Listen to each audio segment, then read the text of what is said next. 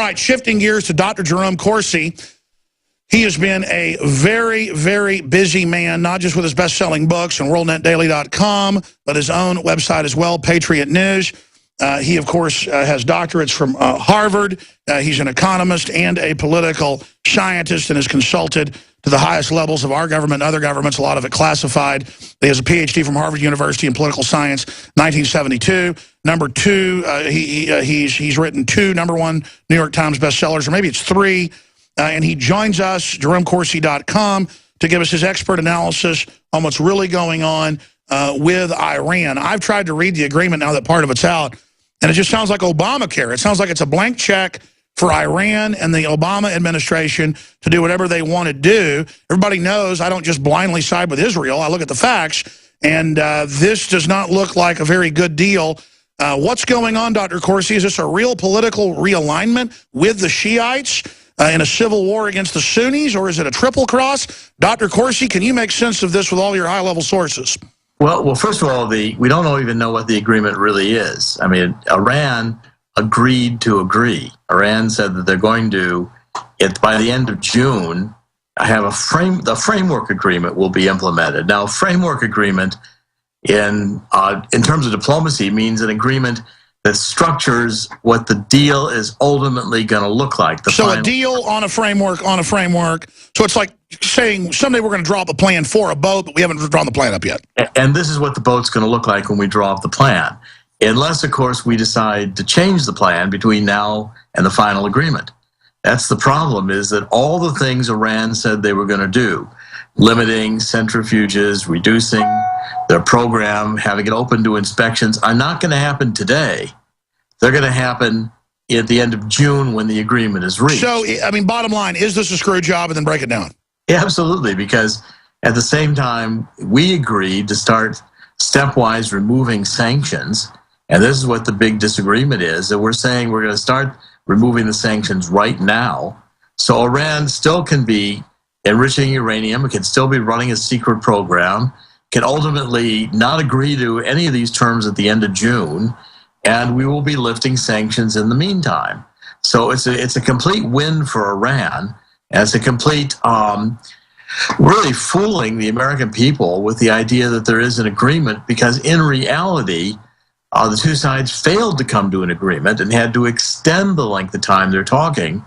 This framework agreement is, there's been a framework agreement on 2-state solution in Israel since the Carter administration. So is this Obama just trying to get some type of legacy? Yes, it's an attempt to, it's a public relations effort. It's John Kerry and Obama saying, look at this great lifetime, once-in-a-lifetime opportunity we have with Iran to end their nuclear program. But in reality, Iran has not agreed to limit their nuclear program. They've agreed to keep talking about it and said, when we do agree to limit our nuclear program, here's what we think we would do. So in effect, there is no agreement.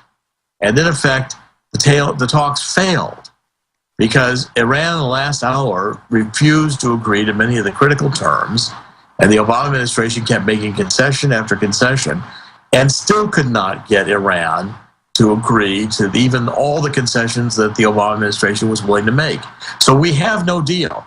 There really is no deal here on the table at all. There's a deal to have a deal.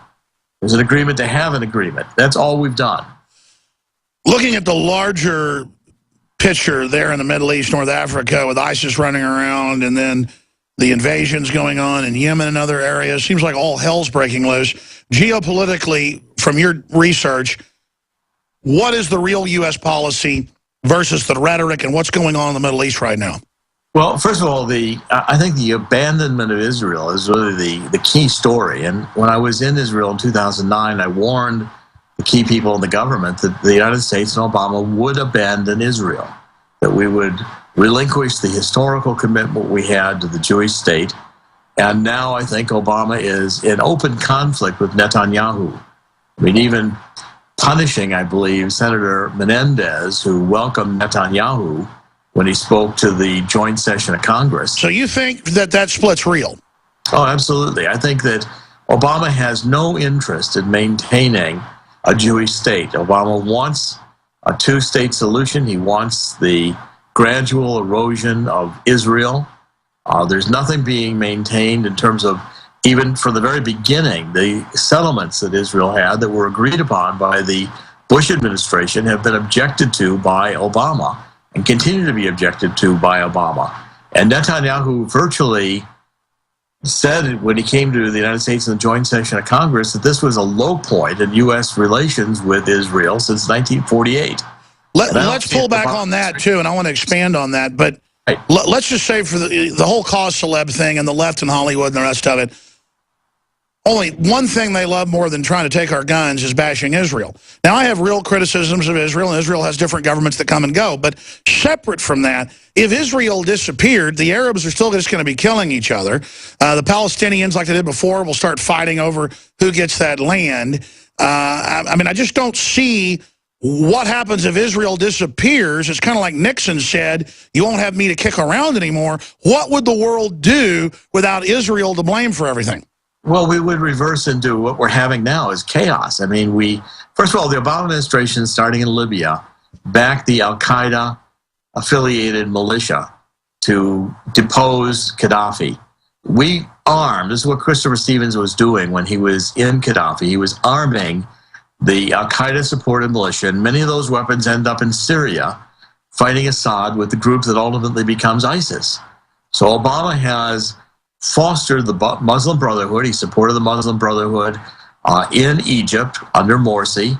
There's dozens of Muslim Brotherhood now into the Obama administration at high policy levels.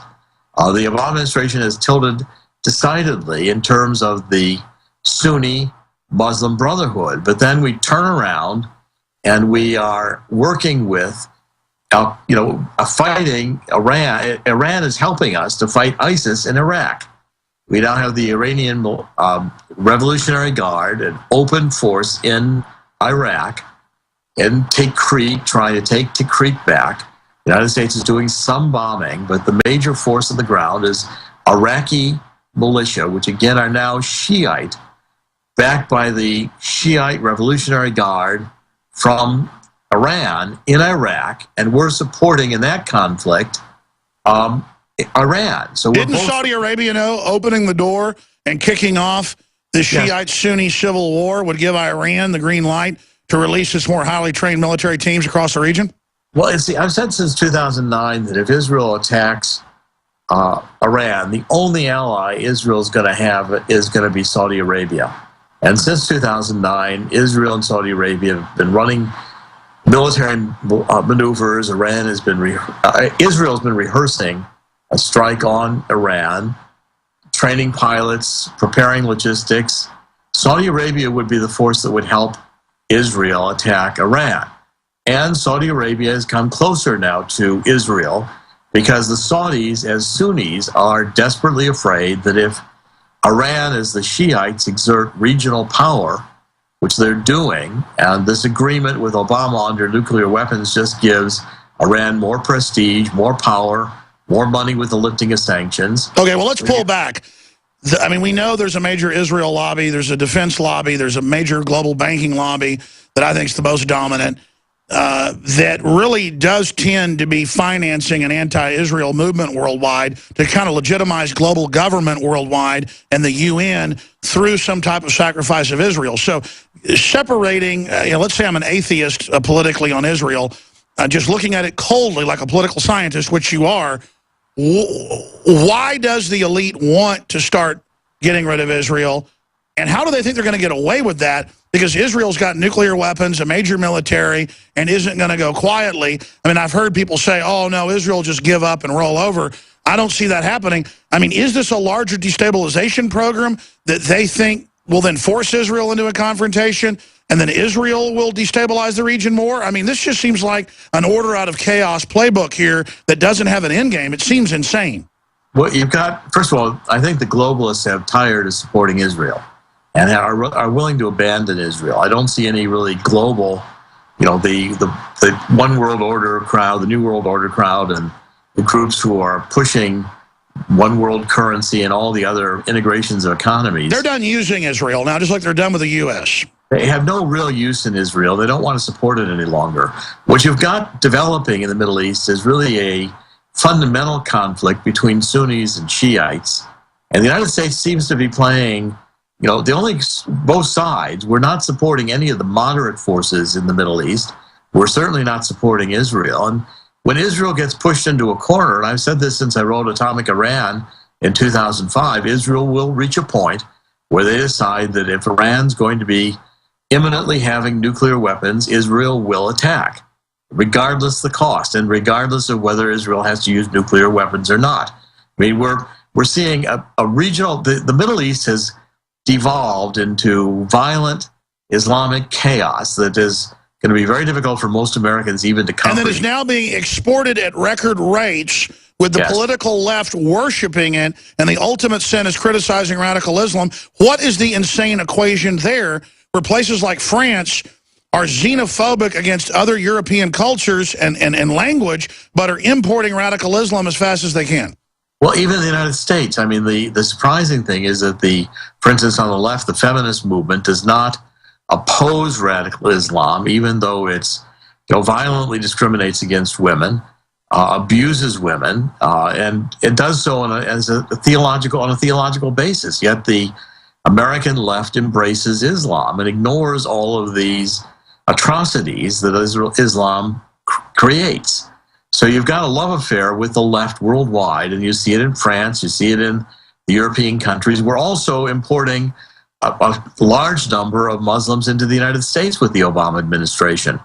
That's, again, not being actively reported. We're reporting it at WND. You're reporting it at InfoWars. But in general, the influx of Muslims under the Obama administration and in high policy positions, Muslim Brotherhood in high policy positions in the State Department and the administration throughout, has not been adequately covered. Well, sure, and everybody knows that I was against these previous wars, and I'm not a, quote, Islamophobe.